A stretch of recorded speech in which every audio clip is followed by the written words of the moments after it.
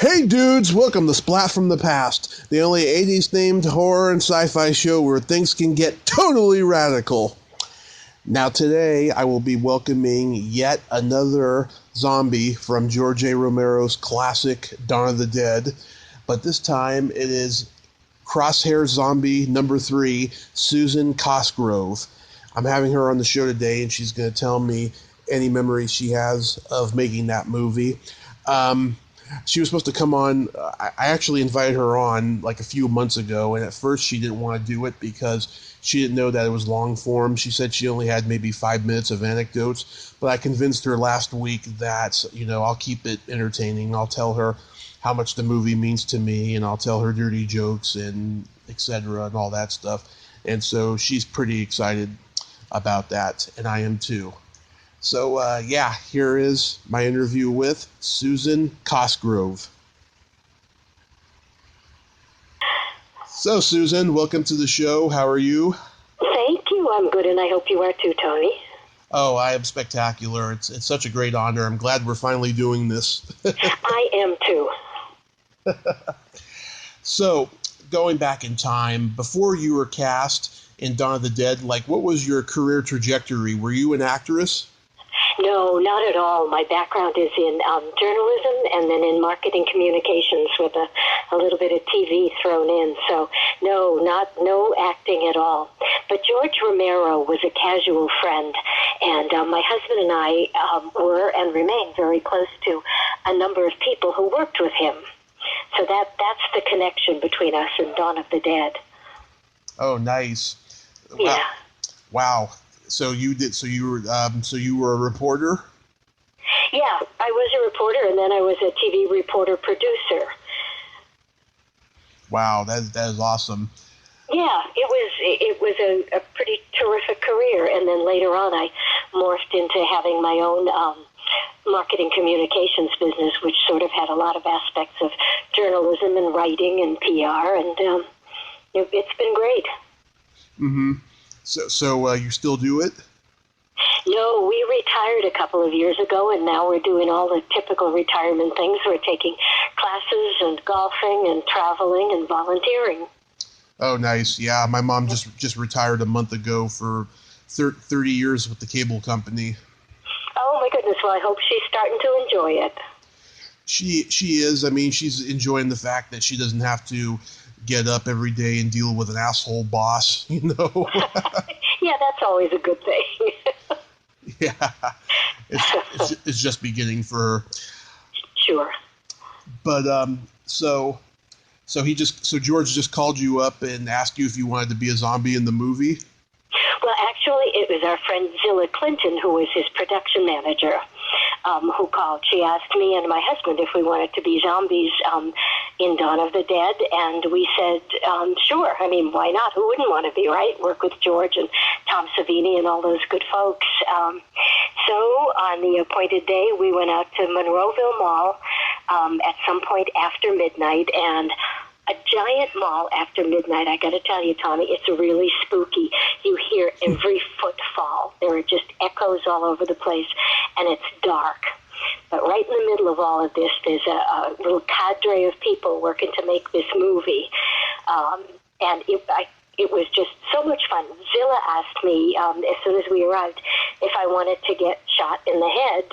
And, I think I didn't hesitate too long about that. I said, sure, because I thought it would be really fun to work with Tom Savini and his crew. And it was. It's an amazing process. The whole idea was to make it look like I was shot in the forehead with my brains and blood exploding out of the back of my head. Mm-hmm. And you want me to tell you how they did it? Oh, absolutely. Yeah, it was, I've never, been through anything like this before. The first thing they do is create the entry wound. They put a quarter-size dot of makeup. It's this kind of evil color, sort of black with some red and blue in it, in the middle of your forehead. Mm-hmm. While they're letting that set, they take a clear plastic shirt button with clear plastic fish line attached to it, about 20 inches long. And then the special effects person holds the button on your forehead right over that black dark makeup dot that they put on. And with the other hand, the makeup person smooths skin tone putty over that whole area. So that basically what you end up with, you just look regular, except you have this piece of almost invisible fish line coming out of the middle of your forehead. The only way you can see anything unusual is from the side, because you can see that the forehead has a little bit of a bump in it, where they put the skin tone putty over the button. Mm-hmm. And then they go around the back of your head and create the exit wound. And I got to tell you, this was the scary part, because the first thing they do is clip a piece of asbestos to the hair on the back of your head, and then they put a tiny bit of plastic explosive. I mean, it's plastique. That's scary stuff on your head. Yeah.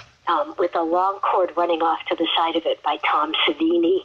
And I don't know about you, but I can't afford to lose any brain, so the idea of plastic explosive on my head made me a little bit nervous.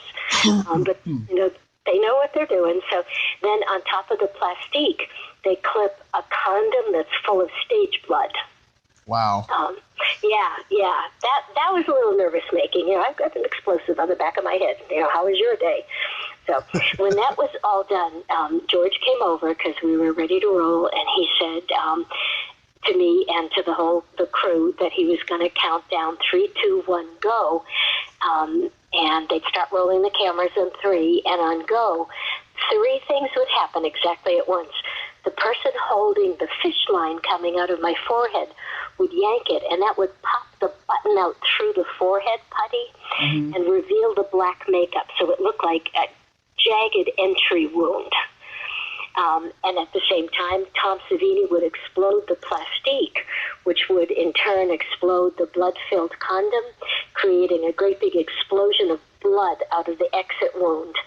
And the third thing was I'd snap my head back with my eyes rolling up and fall down. And that was it. We did it in one take, because you sort of have to, because it takes so long to get everything set up. In the movie, it's all in a close-up of my head with crosshairs, and I became known as the Crosshairs Zombie. Number 3. Yeah. Wow. It was a real adventure. It was fun.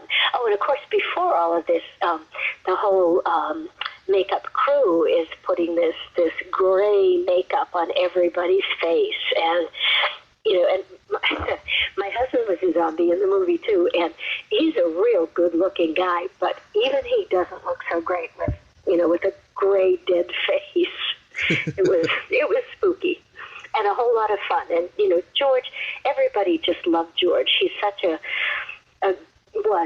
it's hard to use the past tense with him, isn't it? Yeah. That was a big loss. But he was, such a great big giant of a good-natured guy on the set that evening. And he just made it all terrific fun. And I guess we were there till 4 or 5 in the morning, and the next day, of course, we had to go to work, and, people would say, "Did you sleep well last night?" Well, not exactly. So how long did it take the makeup to apply?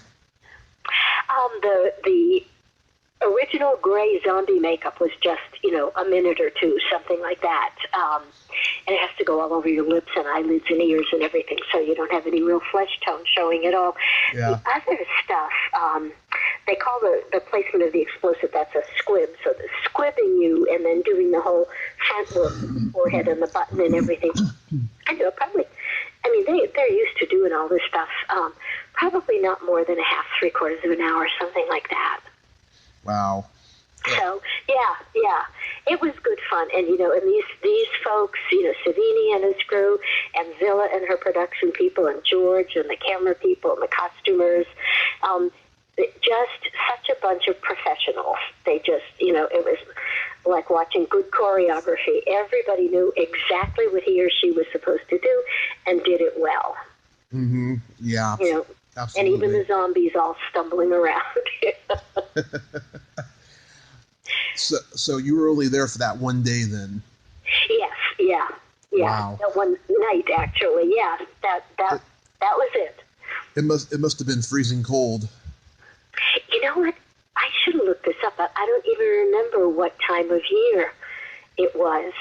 I think it was probably fall or winter. So yeah, they don't heat them all real well overnight in any case when it's cold out. So I don't remember it being cold, but certainly psychologically, except for the human warmth of the people, this great big dark gloomy mall was it was psychologically cold.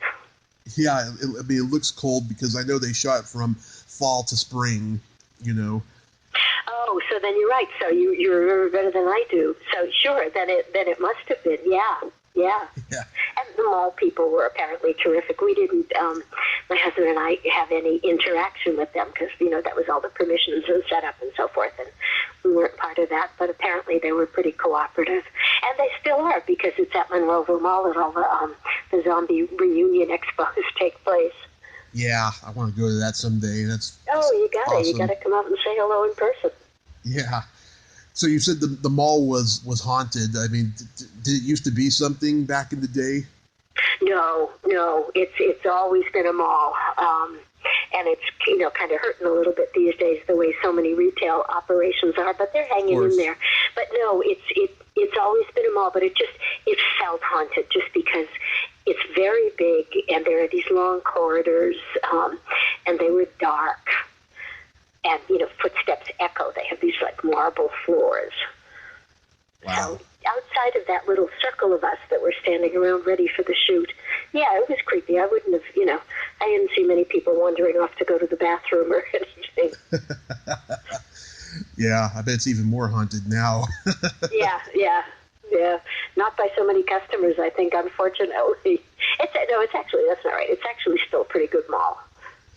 Yeah, I discovered this movie in 2002 when I was about 18 or 19 and a half.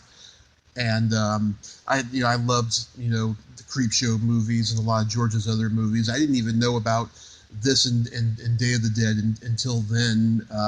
When I moved across the street to where this video store was, and they had them. And my grandmother had passed away a few months before, and I watched these movies a lot. They helped me get through my depression during that period. Oh, sure. I'm glad there was something to help. That's hard to lose a grandparent, isn't it? Yeah. Or anybody you love, as a matter of fact. But, yeah, these movies would certainly be a distraction. Yeah. You want to know something funny? My sister and her husband, at the time this movie came out, were living in Hawaii in the military, and they loved horror movies. And somehow, I have no idea how this happened, but somehow either I forgot to mention this big adventure to my sister, and we're very close, so that's kind of strange, or she had forgotten, or who knows. But anyway, she didn't either know or remember that I was in this movie, and she and her husband went with some friends to see Dawn of the Dead, and I got this phone call in the middle of the night saying, "Are you all right?" Because she had just seen me getting my head blown apart on the screen. It was kind of a surprise to her. So are you a big horror movie fan to this day, or was that like a phase that you went through when you were mourning your grandmother? I am a lifelong movie fan in general, and horror has always been one of my favorite genres. I go to conventions here in California all the time, and I've met so many amazing people and interviewed them and stuff, and I'm just so lucky. Yeah, for a movie buff, there's no place better to be, huh? Yeah. It's really profound in my life. I mean, without movies, I can't breathe. Wow. How often do you see a movie? How often do you go to the movies or watch a video? Well, I watch movies constantly, especially now that I've been recovering from an accident the last couple of years. But are you okay? Oh yeah, I'm okay. I had a car accident. I spent 30 days in a coma. Oh, Tommy. Yeah. Oh, that's awful. Yeah, and I was in the hospital 6 months, and I survived it because we're survivors in my family. And Good. But yeah, so I watch movies at home constantly. I don't really go out to movies that much anymore because the ticket prices have gotten so expensive, and most of the things I see are not as good as older movies are. I just can't get into that digital stuff, you know? Yeah, yeah. Yeah, it's not as interesting. There's no texture to it. And besides, when you're watching at home, you know, you can go back and forth. If there's something that you really want to see again immediately, you can do that. You know, I think there aren't very many things that really need to be seen on a huge screen. Yeah, I mean, I go to the movies maybe once or twice a year now, but when I was younger, I went, six or seven times a year, depending on, what the movie was and stuff. Yeah. Yeah, it's a great medium. It really is. Mm-hmm. George was one of the greats in the great medium. He was. Oh, my God. I think Day of the Dead, though, was his last really good movie, and then I think he got kind of demonetized by the studio system, and his movies didn't live up to his vision after that. Yeah. They were still fun, but yeah. Anyway, at the premiere of one of his movies, and I can't remember which one it was, but he filled a whole theater full of invitees, and there was a red carpet and everything, and John and I were fortunate enough to be invited to it. And by this time, he had done all of his zombie movies, and at one point, he asked the audience, and I don't know how many people, there were maybe like 1,000 people or something in the audience. He said, "How many of you have ever been zombies in my movies? Stand up." And almost the whole audience stood up. That's so cool. Lots of lucky people here. Yeah. Well, what else can I tell you, Tommy? Well, so I got this game here that I like to play with guests, where I ask silly questions, and how it works is I ask you the question, you answer it, and then you ask me that same question, and I answer it. Okay. Can I reserve the right not to answer, depending on the question? Oh, sure. I got many backup questions. Okay. All right, let's do it. Okay. Susan, are you ticklish? Oh, yeah. Are you? Oh, I am baby ticklish, yes. Is your belly button an innie or an outie? I should answer this only on a need-to-know basis, Tommy, and you don't need to know, but it's an innie. I have an outie. What color are your toenails painted? Oh, it's funny you should ask that, because I just had a pedicure a few days ago, and I decided to go with all different colors. So I have 10 different colors on my toenails. 10? How about you? I have clear polish, but oh my. Yeah. Okay. Yeah, but oh my God, 10? That is really wild. I know, it's very weird. It looks like a load of confetti get dumped on my toes, but it's just kind of fun. It's summer. Why not, right? Why not? Yeah. And my favorite question, is there a stinky smell that makes you gag? Yes, there is, very much so. There's a wonderful place here in Pittsburgh called the Phipps Conservatory. It's a botanical garden. It's huge. It's this big Victorian glass structure. Mm-hmm. And they acquired a few years ago something called a corpse flower. Uh-huh. And it has the worst smell you can ever imagine. It's called a corpse flower, so totally because of the smell. It's it's not a real pretty flower, but it's like this giant plant. But when it blooms, it just reeks. And it blooms only once every several years. The last time was in probably 2017, so we don't know when it's going to bloom again. Mm-hmm. But it's a huge deal when it does. And in fact, the Phipps has now acquired a second corpse flower. People line up for hours and hours to go in and get a whiff of what really smells like a decomposing corpse.